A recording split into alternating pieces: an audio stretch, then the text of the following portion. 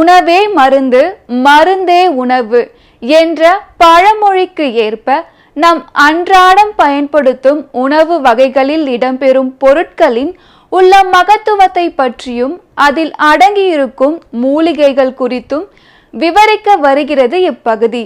நலம் தரும் மூலிகை.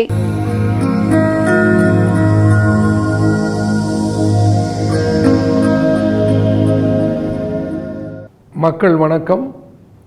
உலக தமிழ் அறிவாளிகளே, சித்தர்களின் அருளால் பல்லாண்டு பல்லாண்டு நலமுடன் வாழ்வோம். சித்தர்களை எந்நேரமும் நினைப்போம், பூஜிப்போம், சிந்திப்போம். அவர்கள் காட்டிய வழியெல்லாம் நாம் தேர்ந்தெடுப்போம். அவர்கள் சொல்லியிருக்கிற உணவு நெறி, உடற்பயிற்சி நெறி, மனப்பயிற்சி நெறி இவைகளையெல்லாம் விடாது கடைபிடிப்போம். பிறந்த இந்த பிறவியை அதன் முழுமை பெறுவதற்கு, ஆனந்தத்தை அனுபவிப்பதற்குரிய, இறைநிலையை அனுபவிப்பதற்கு உரிய நீண்ட ஆரோக்கியமான ஆயுளை பெறுவதற்கு சித்தர்கள் வழி சொல்லி இருக்கிறார்கள். அவைகளை தேர்ந்தெடுப்போம். ஒரு கேள்விக்கு பதில் சொல்லிக் கொண்டிருந்தேன். தாம்பத்தியம் தகாததா? தாம்பத்தியத்தால் ஆயுள் குறையுமா? எப்போ தாம்பத்தியம் என்பது தானாக உடலில் கிளர்ச்சி உண்டாகி அந்த கிளர்ச்சியின் காரணமாக ஆண் பெண் சேர வேண்டும் என்ற உணர்வு வந்தால் அதிலே கெடுதி வராது. எப்போ கெடுதி வரும்? தூண்டி செயற்கையாக உணர்ச்சியை வரவழைத்து தன்னிடத்திலே சொத்து பொருள் செல்வம் இருக்கிறது என்பதற்காக தேவையில்லாமல் ஏராளமான வரம்புக்கு மிஞ்சி, இந்த வரம்பை கடந்தால் எல்லாம் கெடுதிதான். அளவை கடந்தால் அமுதமும் நஞ்சு என்று தானே இந்த மொழி நமக்கு அறிவுறுத்தி இருக்கிறது. ஆகையினாலே அதற்கு அளவுகோல் என்ன இருக்கிறது? தாம்பத்தியத்தை எப்படி தூக்க வேண்டும் என்று திருமந்திரம் சொல்லுகிறது. ஆச்சரியத்திலேயும் ஆச்சரியம். ஒரு வேத நூல், ஒரு சமயம் சார்ந்த நூல். சமயங்களெல்லாம் இல்லற வாழ்க்கையை, ஆண் பெண் உறவை கொச்சை என்று சொல்லி ஒதுக்கியது. எல்லா சமயங்களும் சந்நியாசத்தை வரவேற்றன. ஆனால் திருமந்திரம் மட்டும் சொல்லுகிறது, ஒரு யோகத்திலே உயர்ந்த யோகம் எங்கே இருக்கிறது? ஆண் பெண் உறவில் இருக்கிறது என்று பரியங்க யோகம் என்று ஒரு யோக தலைப்பையே திருமூலர் வகுத்தார்.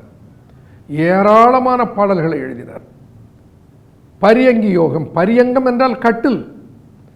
கட்டிலின் மீது ஆணும் பெண்ணும் சேர்ந்து செய்கிற யோகம், போகத்தை யோகமாக மாற்றுதல்.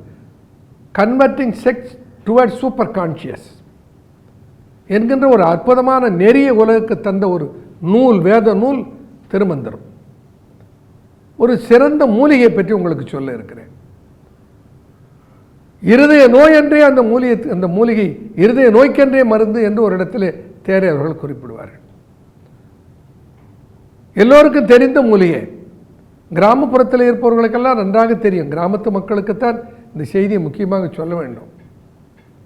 ஏன்னா இன்றைக்கி இருதய நோயும் சர்க்கரை நோயும் இனிப்பு நோயும் கிராமத்து மக்களையும் பீடித்து கொண்டது. உழைப்பு குறைந்து விட்டது.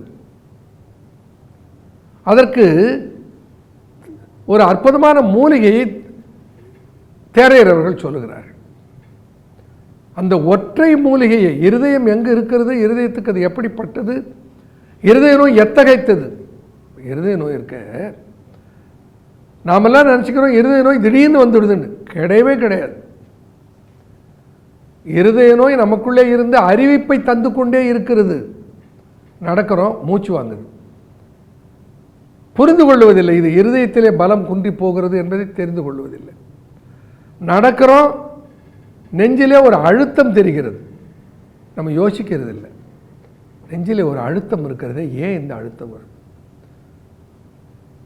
ஒரு படியில் வேகமாக ஏறுகிற போது சீத்து பூத்துன்னு மூச்சு வாங்குது. ஒரு 2 படி ஏறிட்டு கொஞ்ச நேரம் நின்று அப்புறம் திருப்பி நடந்த உடனே அந்த மூச்சு வாங்கிறது போயிடுது.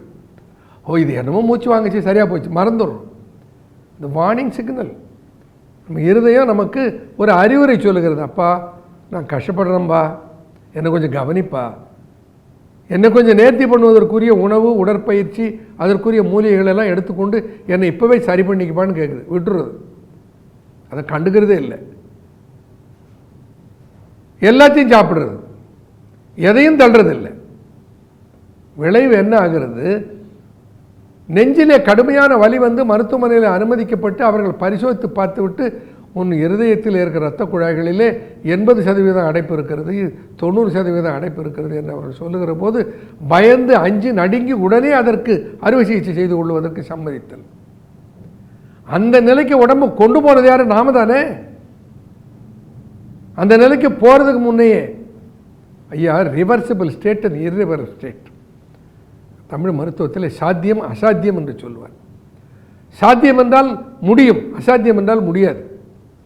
இந்த நிலையில் இருக்கிற போது அதை நாம் திருப்பி நலம்படி செய்து கொள்ளலாம். அது எல்லையை கடந்து போய்விட்டால் திரும்ப அதை அந்த வரம்புக்குள்ளே கொண்டு வர முடியாது. Reversal is impossible.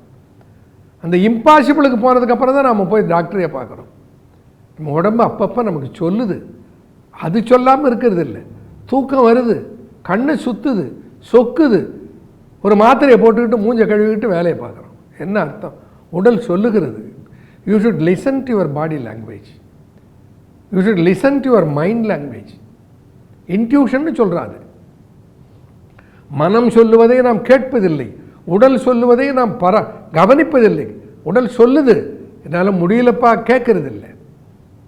இதையெல்லாம் நாம் கவனத்தில் கொண்டாலே பல நோய்களை தவிர்த்து விடலாம், நலமுடன் பல்லாண்டு வாழலாம்.